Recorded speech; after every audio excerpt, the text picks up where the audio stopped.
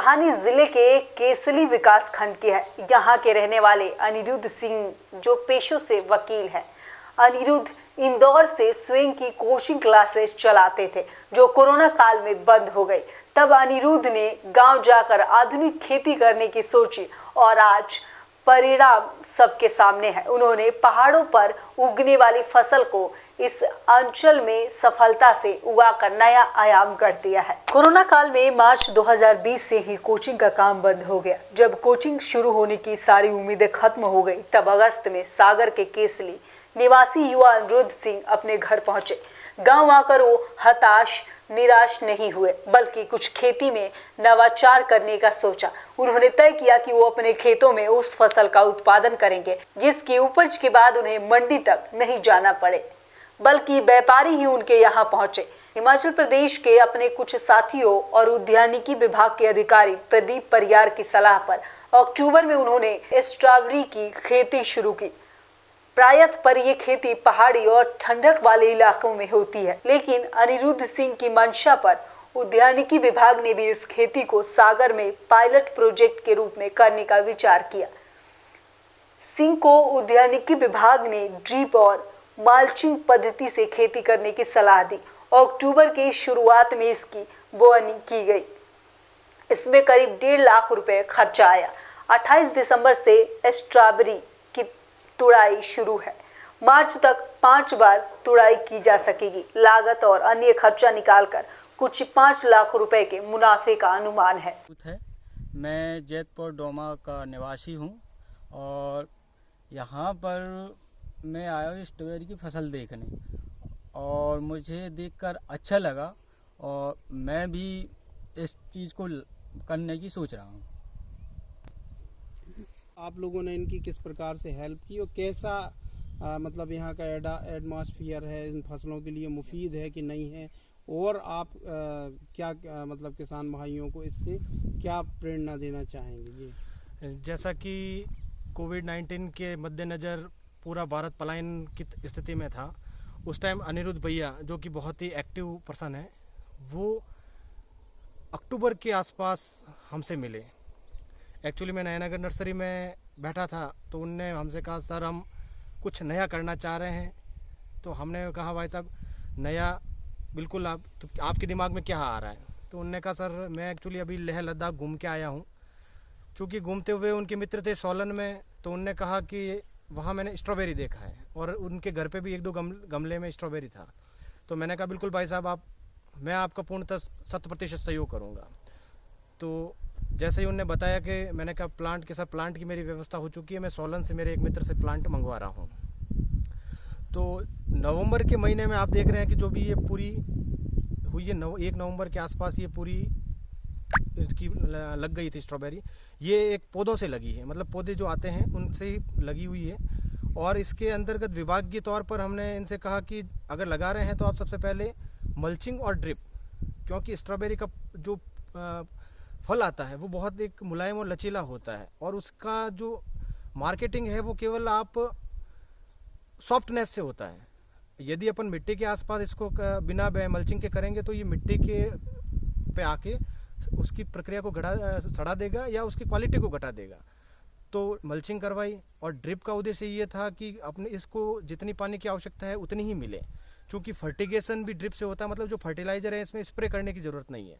चाहे अपना 19-19-19 जो NPK आता है वो सीधा सा अपन ड्रिप से वेंचुरी के माध्यम से देते हैं, एक कोने से लगाकर अंतिम छोर तक वो उसके पहुंच जाता है।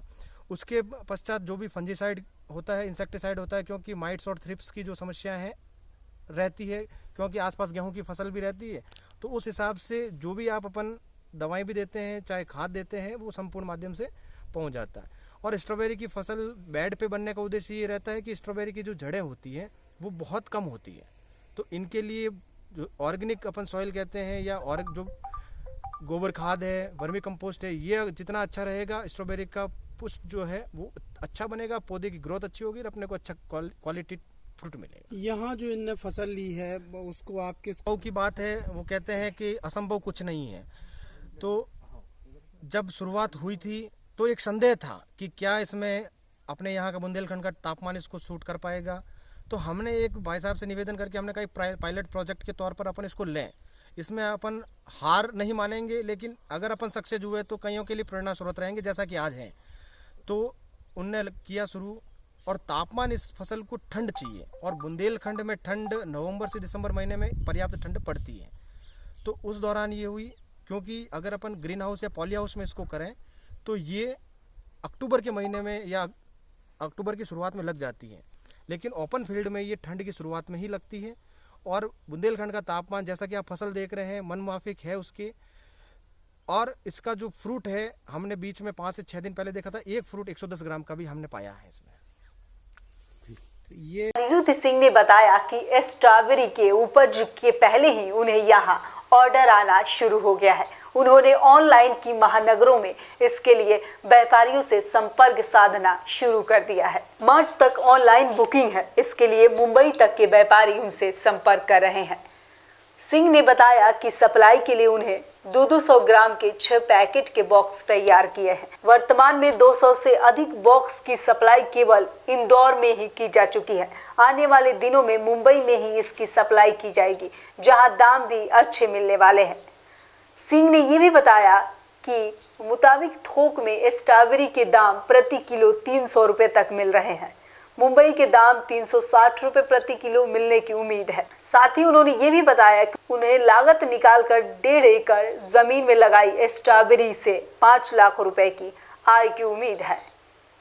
मार्च में स्ट्रॉबेरी का उत्पादन बंद होने के बाद जमीन पर मल्चिंग पद्धति से शिमला मिर्च की फसल लगाई जाएगी। अगले सीजन में फिर से स्ट्रॉबेरी का उत्पादन किया जाएगा। क्या वजह रही कि आपको गांव आना पड़ा? यहाँ आके आपने जो पारंपरिक खेती थी उसको बदलने के बारे में कैसे सोचा, कहाँ से हेल्प मिली, और अब आप जो उत्पादन कर रहे हैं उससे कितना क्या फ़ायदा है और कहाँ उसकी मार्केटिंग करते हैं, और यहाँ के किसानों को आप क्या सलाह देना चाहते हैं? जी नमस्कार, मेरा नाम अनिरुद्ध सिंह ठाकुर है। मैं इंदौर में सक्सेस मंत्रा आईएएस एकेडमी चलाता हूँ।